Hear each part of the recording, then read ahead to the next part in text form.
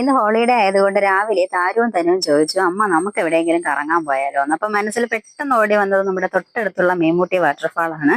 അങ്ങനെ ഞാനും മക്കളും പിന്നെ എൻ്റെ അനിയത്തി ദേവി, അനിയൻ വിഷ്ണു, നമ്മളെല്ലാവരും കൂടി കാറിൽ നേരെ വെച്ച് പിടിച്ചു. അത്യാവശ്യം നല്ല തിരക്കൊക്കെ ഉണ്ടായിരുന്നു. വാവുബലിയും കൂടെ ആയതുകൊണ്ട് അതിനുള്ള തയ്യാറെടുപ്പുകളൊക്കെ നടന്നുകൊണ്ടിരിക്കുകയായിരുന്നു ഞങ്ങൾ ചെന്നപ്പോൾ.